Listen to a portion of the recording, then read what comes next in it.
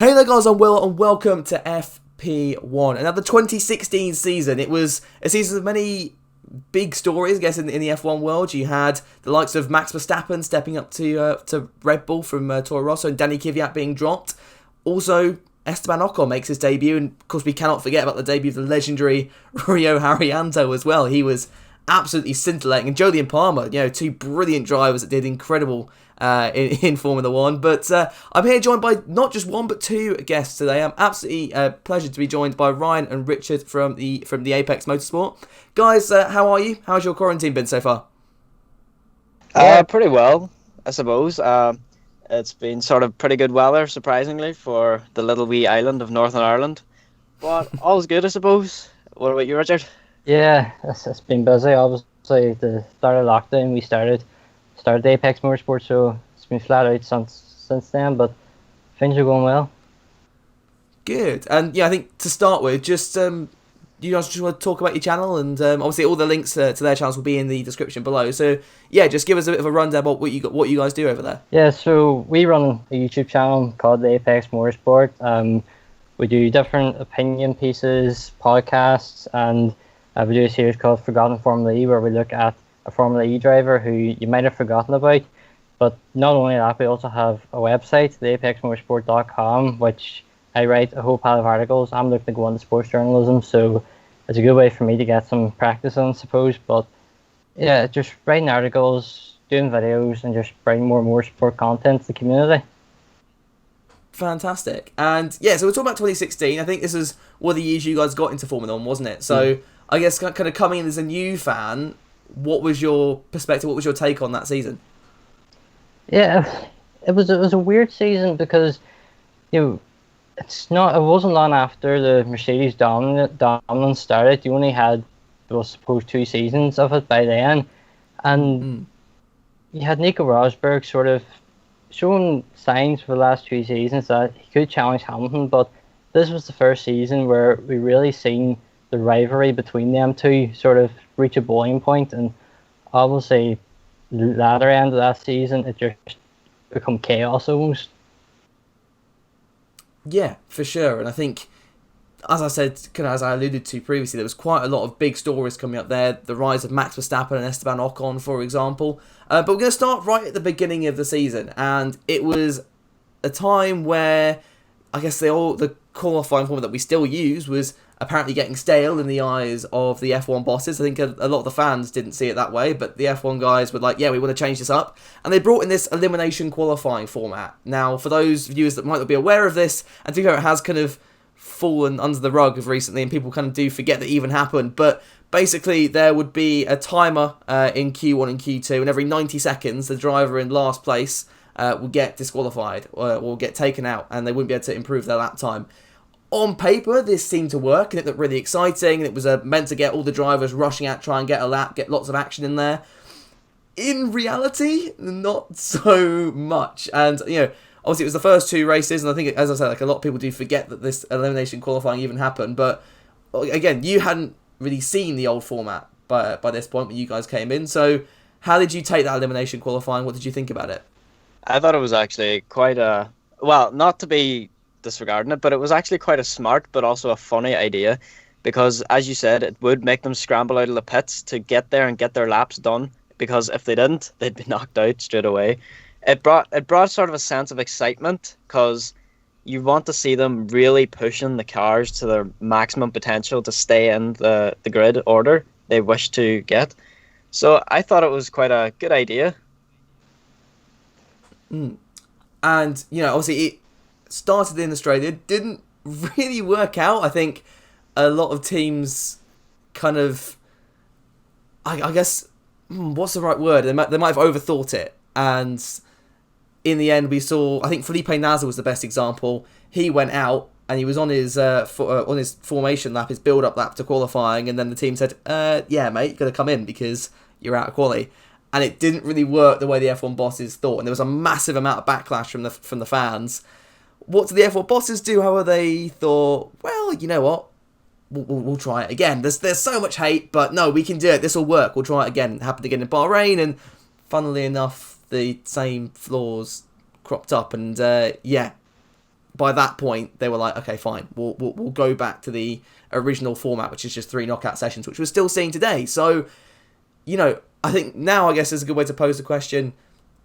Do you guys think that we should still stick with this format? Obviously, we've had the recent news of reverse grids come in, which personally I'm a massive advocate of. I think that'd be really, really exciting. I can see the kind of pros and cons of it and the whole, it's just a gimmick, or, the fastest car should be at the front. But at the same time, does that produce great racing? But what do you guys think on that one? Yeah, the reverse grid format, I think it sounds good. In reality, it won't be as good. I think if anything, it will take away from the race on a Sunday afternoon, because the whole point of Saturday is for the cars to really show their true pace. And you think of Monaco. If there was a reverse grid race in Monaco, it would just be a disaster. There'd be the Williams at the front, and although we would love to see that, it doesn't create a good show when overtaking on tracks that are difficult to. That's a good point. I hadn't thought of Monaco, in fairness. So they were considering trying it, I think, at Austria this year. And for me, I personally, in this kind of extraordinary season that we have, and we're probably not going to get a season like it in a long time, possibly ever again, this could be this is just where I feel like they should be trying these new formats, trying these new experiments, because at the end of the day, what are you going to lose? If it doesn't work once, fine, and it's what the fans want, so you're not going to get a backlash like we had in 2016 with elimination qualifying, where the fans are like, why do we need to change this? The fans have been asking for this reverse grid. They think it's a good idea. If they're proven wrong, then the sport can just go and say, well, you guys asked for it, it didn't work. Tough. Yeah, it's definitely worth a shot doing it this season, but is there any points that's going to be up for grabs? Because that's one thing I haven't seen. Is it going to be like a sprint race, as in Formula 2, and then that's the qualifying grid? Or it's a bit confusing overall. From what I'm aware, it's no points. Yeah. It's just to set the grid. So the grid would be formed off the reverse championship order. So let's say if we use last year's championship order to begin with, we'd have the Williams on the front, the Mercedes be sat at the back. And people will look at races like, I think it was a 2005 Japanese GP, where Kimi came from 17th to first. One thing to note there was, the amount of laps in that race will not be the same. This will be, like I said, a bit of a sprint race. There'll be no points in order, but it will be a shorter race than the main race on Sunday. You can't detract from that at the end of the day, and I get that. But, I don't know, I think no points.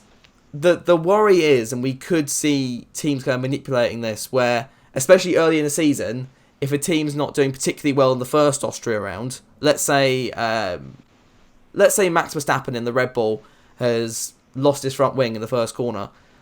Midway through the race, I think, well, actually, if we retire the car, we start on pole for the qualifying race, and then Verstappen will just run away with it because he'll be sat with the Williams and all the other cars on to get through the grid. That I guess is the big worry. Do you think a situation like that is possible, and can you think of any ways that maybe we could resolve that? No, I think I agree with you in that. If earlier on the season, if teams are running outside the points, they'll drop out, or even if they're in the lower end of the points and they know I can be in the front 2 rows of the next race, they'll drop out because they have a better chance, especially going into a race like Monaco or an off circuit that you can't overtake in. So that would be the best chance of getting points, dropping points in one race to get even more in the second race. But it's a good format. I like the sound of it.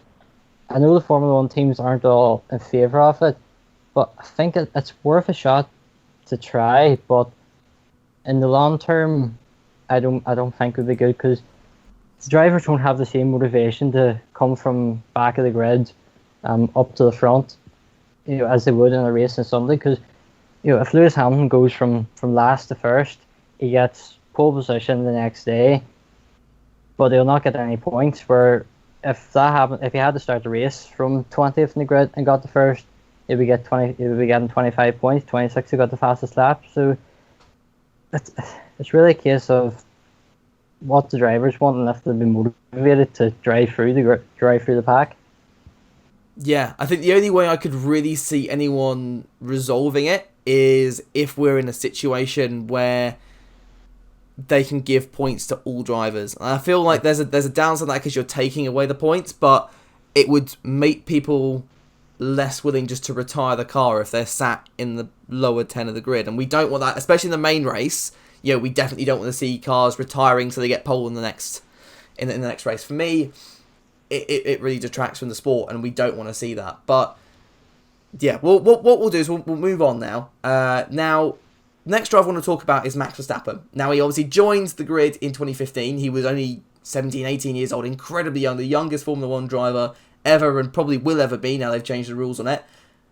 Only a year and a bit later, Danny Kvyat has that collision with Sebastian Vettel, or two collisions with Vettel at the start of the Russian Grand Prix, and he's out. Verstappen's in, and he wins on his debut. Again, I'll ask you as a fan, and as you're watching the first season of Formula 1 at this point, how did you react to that, seeing this guy come up, stepped up to a top car in his first race, he's won it?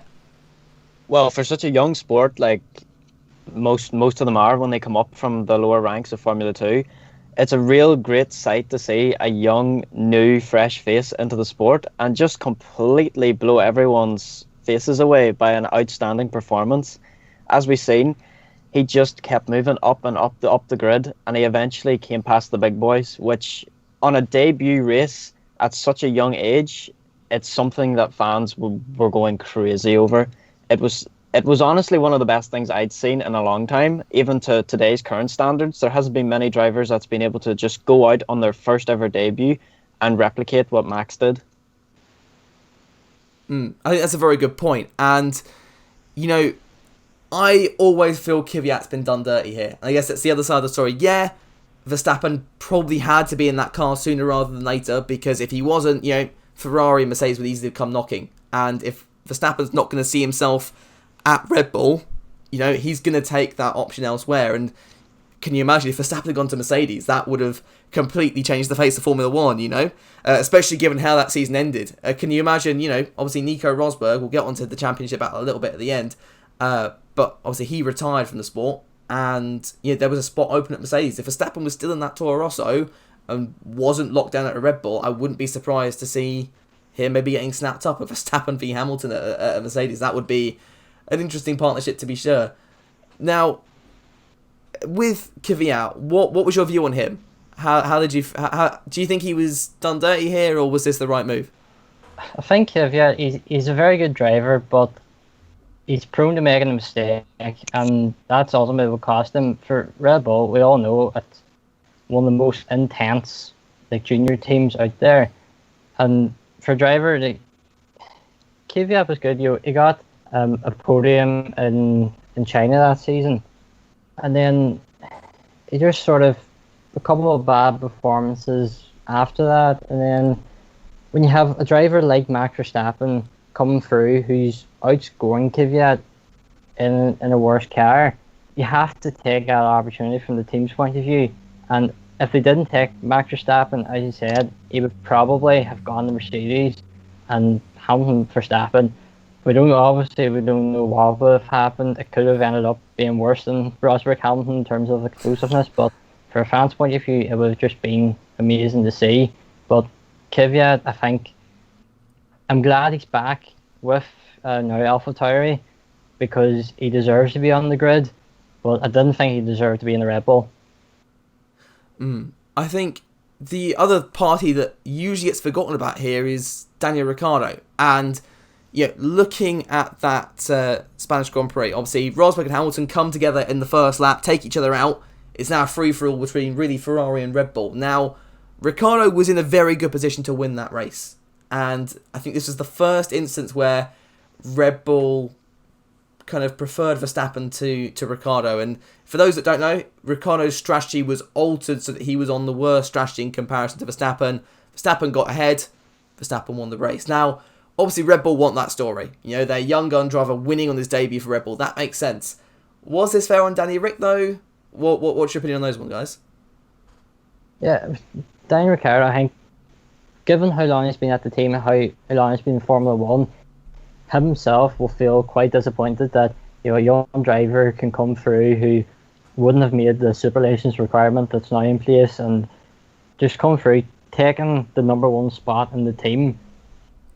He would have been annoyed. The team's point of view, as you said, they want the headlines.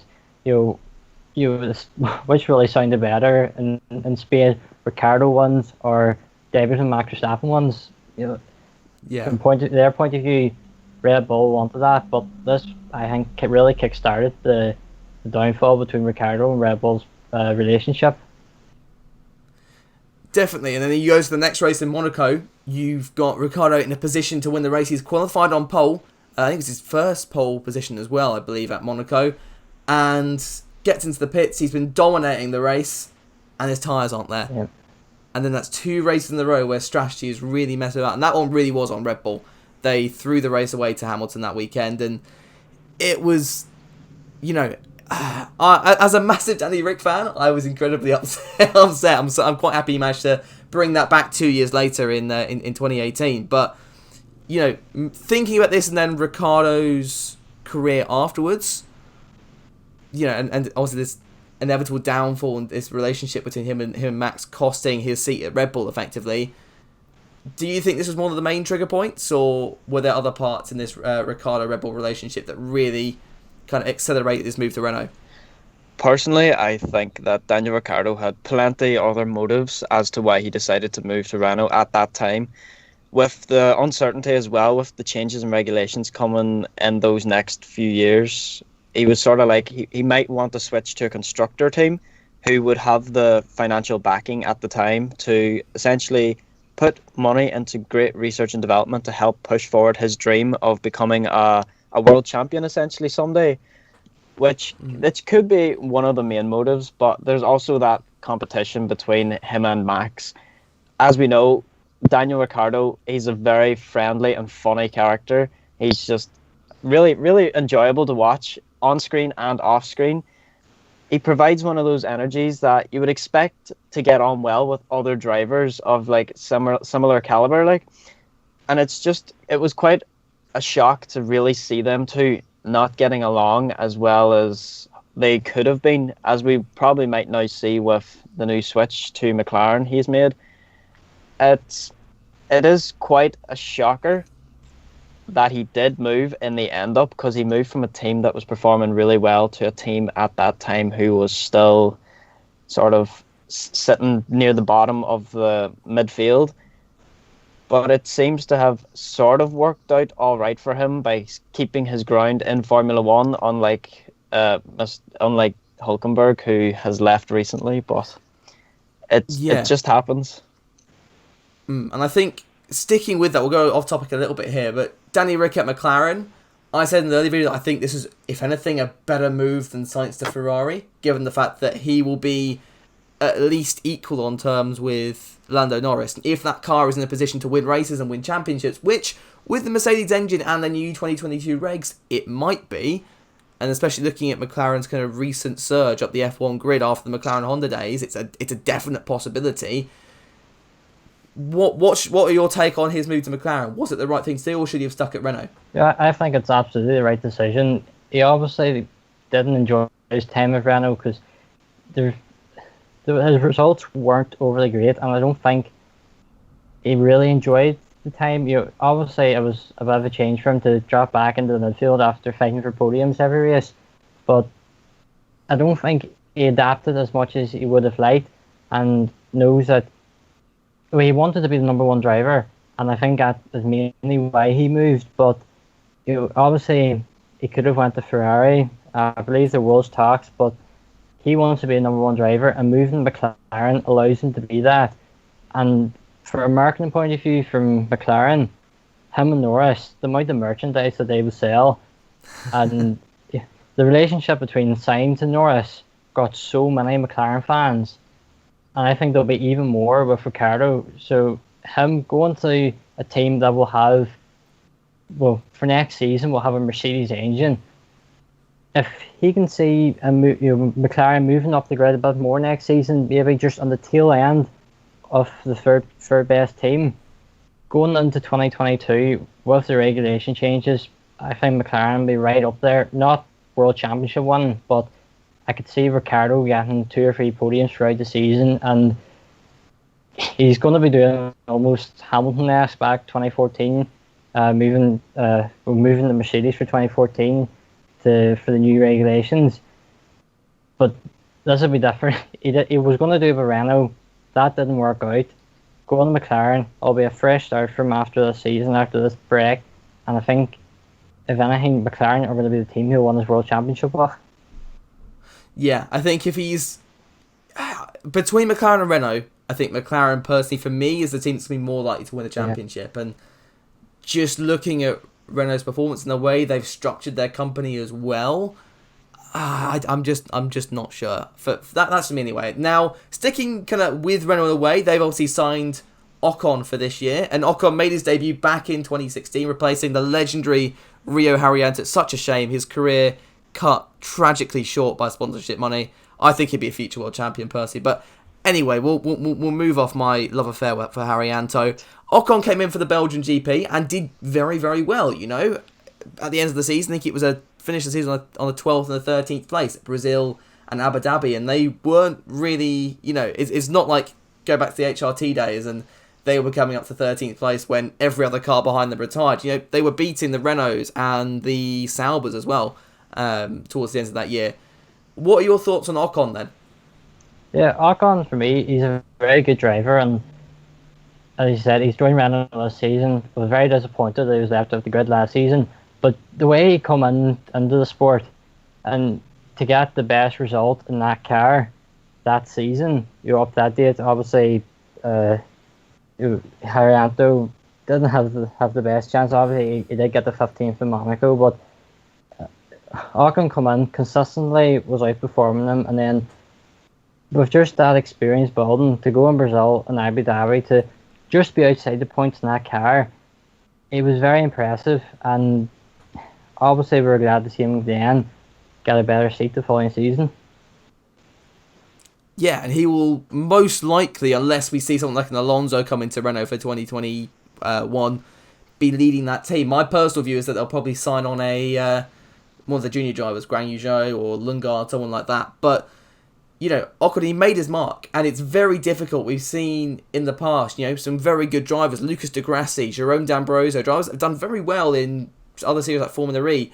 They've started in one of these lower tiered teams, and because they can't really make that impression, you know, it's kind of what I fear George Russell might have had experienced at Williams, but it's looking like he's on track for a Merc seat, so fingers crossed he can get that. But, you know, I think for Ocon to come in and really make his mark in a car that's very, very difficult to make your mark in, it reminded me very much of what Bianchi did, you know, in 2014, 2013 when he came out and got some fantastic positions there. I'm thinking, you know, Monaco where he got P8 or P9, I forget which one it was now. So, you know, Ocon, he's made a career out of it now.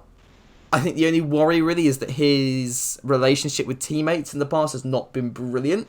We've seen no issues with Danny Rick, but obviously I'm thinking back to Perez, and you know his relationship with him wasn't particularly fantastic. So these lots of on-track collisions. How do you think the relationship will last between him and Ocon, him and Ricciardo this year? It'll be quite interesting to see. As we know, he hasn't had the best of relationships with other drivers, as you've obviously previously stated. But Daniel Ricciardo has a different type of character about him.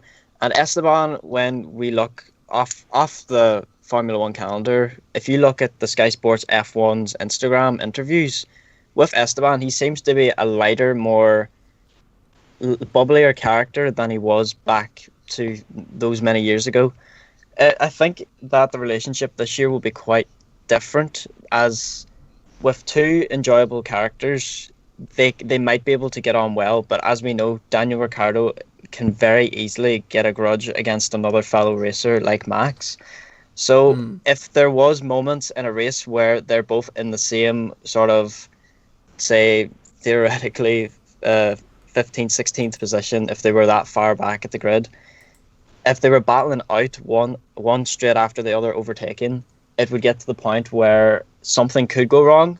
And as we know, it did happen between Max and Daniel, and things didn't really stay that great between them then afterwards. That race, the friendship sort of dismantled. So hopefully we don't see anything too critical like that to destroy the relationship between them this year.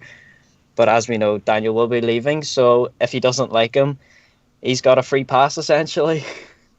Yeah, that's true. And obviously, I feel like Daniel might like him, you know, given that Ocon's kind of had a history with taking out good old Verstappen. But no, let's finish then by talking about, we can't talk about 2016 without talking about the championship and the one season where we saw Hamilton falter. And just looking at the results now, this was probably the most dominant period in the Mercedes era. Not necessarily that the fact that the cars were quicker than the rest of the grid, but I think Red Bull and Ferrari at this point had closed up. But out of the 21 races, 19 of them were won by Mercedes.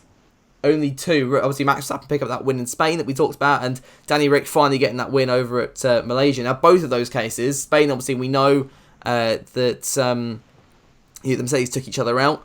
Malaysia, I think Rosberg got involved in the spin at the start, and then obviously Hamilton had that engine failure, which really was the catalyst to kind of give Rosberg the edge in the championship. I guess as a fan, obviously I've been watching Formula 1 since I was born, and I don't think I've missed a race since 2010. So I will always watch Formula 1, no matter how much a team dominate. I guess as you guys coming into the season as your first official season, did this put you off at all? The fact that we have a Mercedes car winning every single race, and the winner is going to be between one of the two drivers. No, I think whenever you have a team so far ahead and there's still a battle between the teammates, it still makes it interesting. They might have been dominating, but there was a battle between them two, and you knew Spurs were going to fly. They weren't getting on, and obviously this was my first real season watching Formula 1, but I'd been aware of it in the past, and obviously I knew Lewis Hamilton, being a British driver, being world champion, I knew what he had done, and I knew what it meant to him to win another world championship. And I think this season really showed that he struggles to start the season well, and that's been replicated throughout. He obviously not won the race until Monaco in 2016. But then after Monaco, the amount of race wins he got, and then won the final 4 races, he gave it everything. And I think from a fan's point of view, that's what made the season so great, in my opinion. Yeah, I think just looking at it, it was very much a season of phases in that if we look at it, it's kind of the two drivers are winning races in bulk. They're not kind of trading between. It's not going to be Rosberg, Hamilton. It's very much Rosberg wins a clump of races, Hamilton wins a clump, then Rosberg wins a load, and then Hamilton wins a load towards the end. So I guess my next question to you guys is, where was the trigger point in this championship that allowed Rosberg to take it over Hamilton? What was the big turning point in the season for you guys? I think whenever Rosberg, after Hamilton won the 4 races between Austria and Germany, that race in Belgium for me really got Rosberg another step forward. He obviously won the first 4 races of the season, but that was really the time where he could push forward and really put pressure on Hamilton. And we haven't really seen Hamilton under pressure in recent years. And for Rosberg to do that, it created a great storyline of Hamilton having to chase Rosberg, and would he do it? Yeah, for sure. I think in my case, it has to be right at the start of the season. It's those first 4 wins. Obviously, Rosberg had absolutely smashed the end of the 2015 season. I think once Hamilton won the championship in the US GP, Rosberg won all the races for the rest of that season, and he started 2016 with a bang. And that's really what he needed. He needed to kind of get a good foothold very, very early on. And like he said, Hamilton didn't actually win a race till Monaco. And obviously, he went on that big run in the middle of the season from Austria to Germany. And then, then comes your second point where obviously Belgium, Rosberg start to win 3 in a row, and then Hamilton wouldn't win a race in the second half of the season right until the US GP. And by that point, the championship was sort of over because he'd had that big engine failure in Malaysia, which had messed him about so much. Rosberg wins the next race in Japan. By that point, all Nico needs to do was finish second to Lewis in the last 4 races of the season, and he was sorted. He was absolutely fine. So I don't know. Let's finish then by talking about that last race, Abu Dhabi. It was a bit of a controversial one because obviously you had Lewis trying to back up the pack. Nico was running second. I think Nico had to finish second to win, or it was second or third, and he was trying to back Nico into the into the Ferraris and Max Verstappen as well in the Red Bull. What was your view on that race? For me, that's the only Formula 1 race, apart from the few at Silverstone I've been to, that I can remember so well. I watched the season, but it's the only race that I can remember from that season of seeing a driver like Hamilton backing him up. You were sitting on the edge of your seat thinking, is he going to do it? What can he do? And he tried everything. It was probably, if you're from an outsider's point of view, it was probably one of the worst races you've ever watched. But for fans of the sport, knowing what was up for grabs there, it just made it was a fantastic race. And obviously Rosberg come out and he got the second. Hamilton won, and I think Hamilton, he gave it his all, but ultimately it just wasn't enough. Yeah, it was incredibly rewarding as well, I think, for the fans. After, obviously, 2014, we were kind of robbed of that big finish where it was even closer between Rosberg and Hamilton. He had double points as well, so really it was a slog between the two, and then, obviously, Rosberg had to eventually he fell off the pace due to a mechanical failure. But yeah, I think we kind of needed this, and in fact, there is one more point I want to talk about. Obviously, end of the season, Rosberg won the championship, and because of that, he said, right, that's all I need to do, and he retired. And obviously, Bottas gets that seat. Now, we've spoken about if Verstappen hadn't been promoted to Red Bull and the fact that he might have been snapped up there, but let's now imagine that Hamilton won the championship. What do you think the future of F1 would look like? Would Rosberg still be in the sport now, or what's your opinion on that one? Yeah, I don't think Rosberg will be in the sport now, but I think he would have given it another season. But I don't think he would have survived the full season. I don't think Mercedes would have wanted another full season of Rosberg and Hamilton battling, because you have the likes of Ferrari and Red Bull closing the gap, and if them two are crashing or not getting the position they want, battling too much, Mercedes would have to think themselves, do we throw away a constructor's title just so we can keep the same two drivers, or do we do something that it's not really seen before, of a team just getting rid of the world champion, or could have been Lewis Hamilton? They just would have clashed too much, and I think Rosberg would have had enough if he did stay to the end of the next season. That's a very good point, and you allude there, Ferrari 2017 was kind of when they started picking up the pace. 2016 was a bit of a dud year for them. I don't think they won a single race, and they were focusing more on that new regulation, and it definitely showed, because that car could have won the championship. It was kind of down to strategy. If you did have a Hamilton and Rosberg situation again where they're squabbling, you're right, they probably could have given up a few more wins, and Vettel might have snagged the championship in 2017. You don't really know with that one. But yeah, guys, it's been absolutely amazing to have you on the show. Again, make sure you do subscribe to the Apex Motorsport. I'll leave all the links down in the description below.